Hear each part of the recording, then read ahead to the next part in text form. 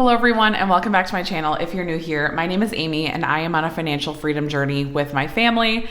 Every single month I share our real number budget and also the corresponding budget at the beginning of the next month that talks about how much money we actually spent, because obviously we always have a plan for our money, but we are a family of 5 and stuff happens throughout the month. And February was a good example of that. Okay, we'll get into that, but it was a month where a lot of things happened that we didn't see coming. It was a really interesting month, I'll just say that. The biggest 2 things that happened were I had COVID and the stomach flu. My husband had the stomach flu. Thankfully, literally none of our kids got the stomach flu or COVID. I don't know how that happened, but I was so incredibly grateful that my husband and I were the only 2 that got affected. And my husband also didn't get COVID. I only had COVID. So I don't know. It was a really weird month. It was rough for me, me specifically. I'm just glad that it's over. And looking back on it, I'm just we survived it. And it, sometimes that's all you can ask for in a month is just to get through it, relatively unscathed. So that was this month for us. We did go over budget in a few categories and did fine in others. I feel overall it was an okay month for our budget. February is a shorter month, although this year obviously we had an extra day for leap year, but it is still a shorter month. And so I feel February is usually one of the easier months for me to stay on budget for whatever reason. The few extra days that we have or that we don't have in February, I feel helps with the budget. So let's go ahead and get into it. We'll talk through everything as it comes through. So first thing is our W-2 income and our side hustle income. So we budgeted $7,300 for our W-2 income, which is what we brought in. My husband and I are both salaried, so this really doesn't change throughout the year because we're both salaried. So there's not much change going on there. Occasionally my husband or I will get a bonus. Typically my bonus isn't until the end of the year in December, but my husband is technically eligible for a bonus quarterly, and depending on the performance of the organization, he sometimes does or doesn't get a bonus. He hasn't gotten one super recently. Just obviously, I'm sure you guys can imagine the economic times we're in, not ideal for profits. So that's kind of the background on that. But our just base income is very stable. And then every single month we have some sort of side hustle income. I share this every single week on Debt Free Friday. So if you guys are interested in what this number comes from or where this money's coming from, check out my Debt Free Friday videos. I talk about it every single week, where our money's coming from that is outside of our regular jobs. For the month of February, we earned $273 in side hustle income, and that brought our income to a total of $7,573 for February. So let's go ahead and go down to our expenses. First expense here is our mortgage. I've talked a lot about our mortgage in other videos, but starting next month, we do have a higher mortgage payment, but for this month, we did still have our $2,100 mortgage payment. So this is the final month of us having that payment. And starting next month, we have our new payment, which I shared in my March budget with me. If you guys want to check that out, it's about $2,500. Long story short, I'm sure a lot of you guys know this already, but if you don't know, we had an escrow shortage because our property taxes finally are accurate. They've been inaccurate for a couple of years. We live in a new build house, and so we've kind of been waiting for it to correct itself. It finally corrected itself. And so we did have an escrow shortage, and then we also had to obviously adjust for next year's taxes. So we did have quite a big jump in that because of that reason. We had to pay the shortage. We did have the opportunity or option to pay that flat fee, and then our mortgage would have been about $2,300. But we just decided to just let it be and not pay the lump sum and just have it be our mortgage. So our new mortgage amount is about $2,500, which isn't ideal, obviously, it sucks, but it is what it is. We knew it was coming, so we were mentally prepared. So it's really not a big deal at the end of the day. And once we're done with the escrow shortage that we have to pay, our mortgage should be around $2,300. So, and that's exactly what we had kind of anticipated, between $2,300 to $2,400.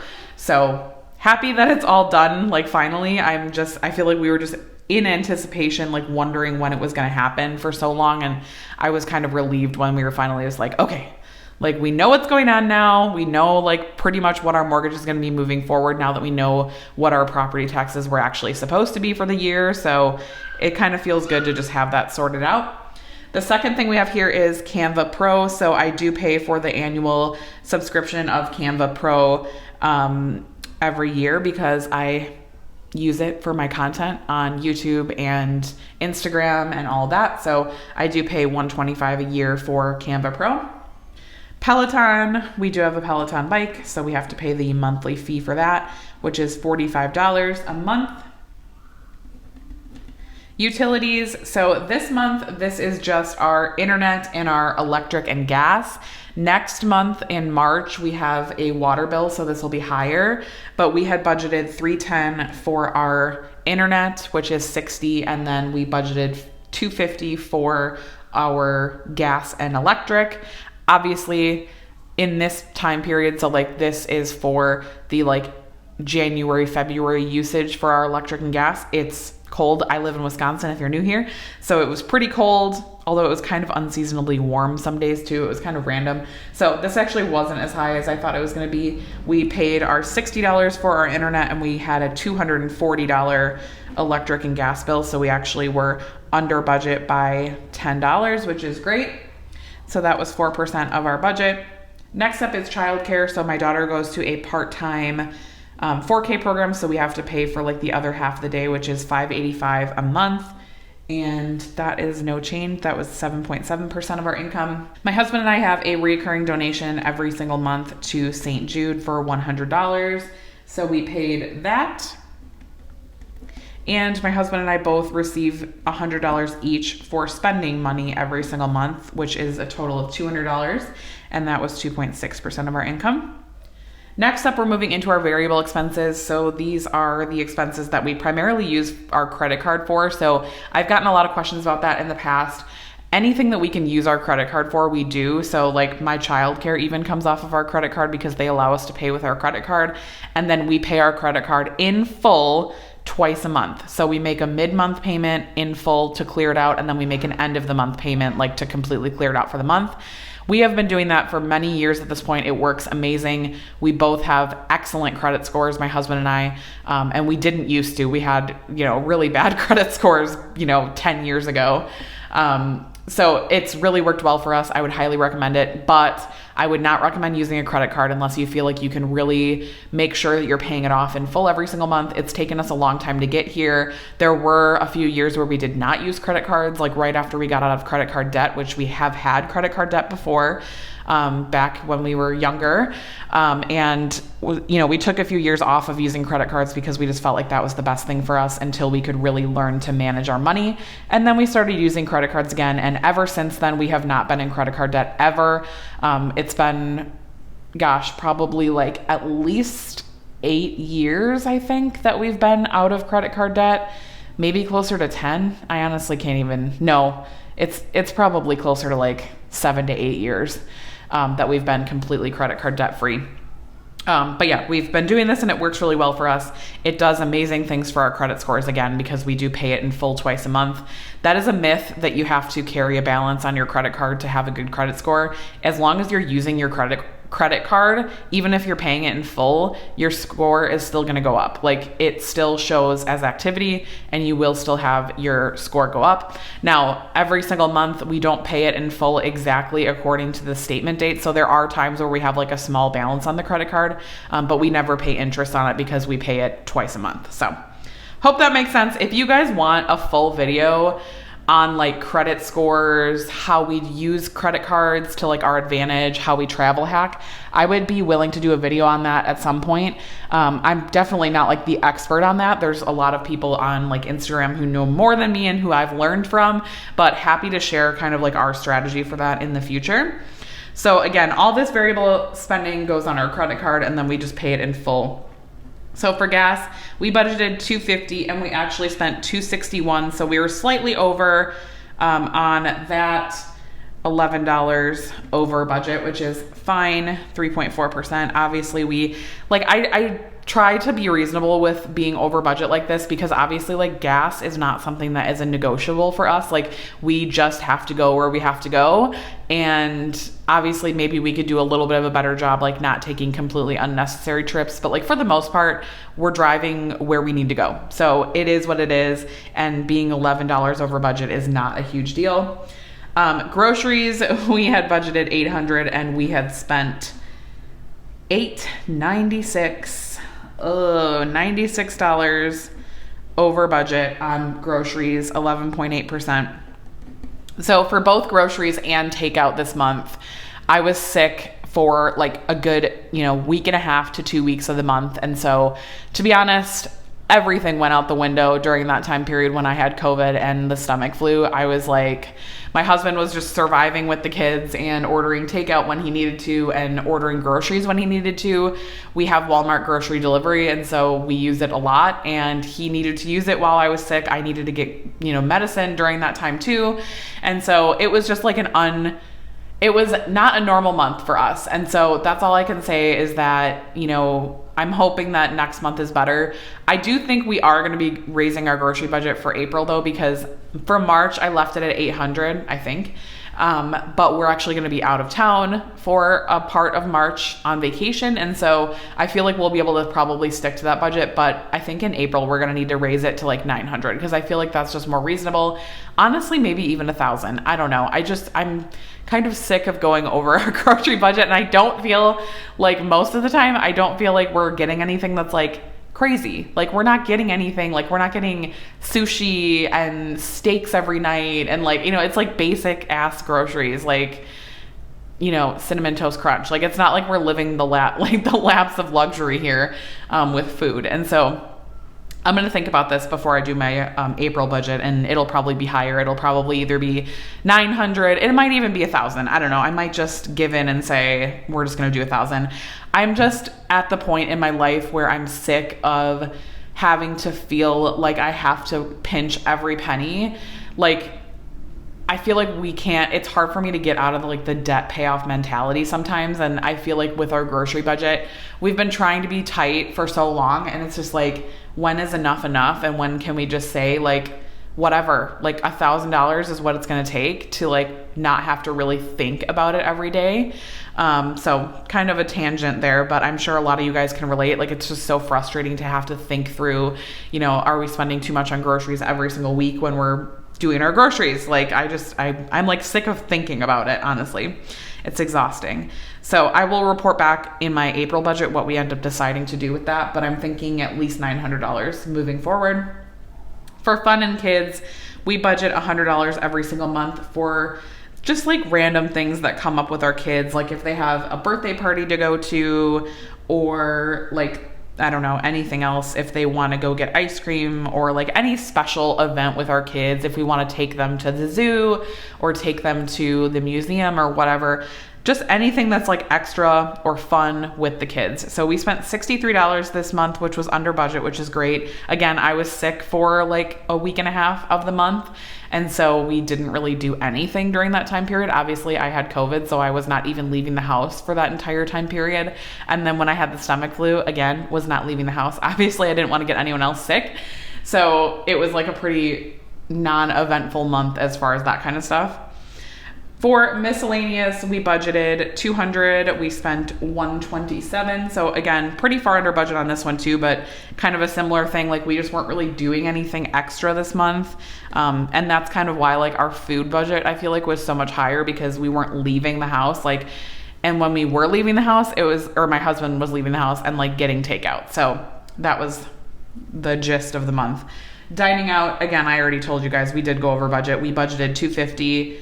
And we spent $365. Again, I was sick. I'm not going to beat us up over this, because obviously like my husband was basically solo parenting for a week and a half, and that's really difficult with 3 kids, and he works full-time too, and so do I.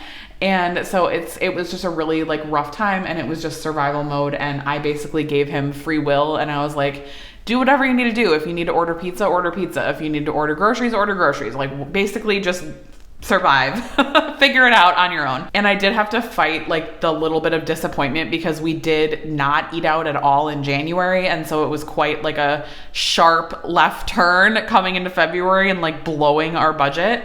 But obviously we didn't anticipate like being sick and all of this stuff. So we did really good in January and not so good in February. And I'm hoping that moving forward, we can kind of get back on track with not eating out as much and focusing more on eating at home. That is still a priority for me, but obviously this month just kind of went out the window. Next section is our sinking funds. So we do set aside money every single month in our high yield savings account for all of our sinking funds. So we have our car sinking fund, kids, home, vacation, and Christmas. So we are already saving for Christmas. We start saving for Christmas every single January, and we save throughout the entire year for Christmas so that when it comes to November and December, we can, spend money on Christmas and not have to worry about blowing up our budget or, making any of those adjustments, in those months, because I find that those months are already really challenging for our budget. And so not having to think about it is really, really nice. So we did set aside all of these as we had planned. I did talk about, I think in our February budget, we are putting a little bit more towards our vacation sinking fund right now because we obviously are going on vacation next month. And so I want to make sure that we have plenty of money to set aside for our trip and like just the spending money. At this point, our trip is paid for completely except for like our spending money and our car rental. So we just need a little bit more to kind of work through the rest of that spending money and we should be good. So hopefully that'll all work out and we should have a little bit of a balance there too. And finally is our basement remodel. So we had put $1,900 in the month of February towards this goal, which was 25% of our income. So I always try to stay like 20 to 30%. Obviously anything more is amazing, but realistically, after all the things that we have to pay for and after like our 401k deductions and everything, I feel like really, really good that we're able to still put 25% of our income to our financial goal. And then it's even more than that if you count our sinking funds as well. So it just feels good to not be spending all of our money, basically, which many years we did. We spent more than our income for many years, actually. So it feels really good to just have like a goal that we're working towards and we're able to set a decent amount of money aside for that. So recap at the bottom here, our total income again was $75.73. Our total expenses for this month were $75.67. So we did have a positive difference of $6. Now, again, I do round all these numbers off, so this isn't really exactly what it is. It's actually probably higher than this. I do typically round in the direction of being in favor of my checking account. So like if something's, $125.99, it would be $126, or if it's like, $248, I would make it $249. I just do like those kind of roundings. So just kind of makes everything a little bit more clean as far as like telling you guys about it. I'm not trying to like count cents.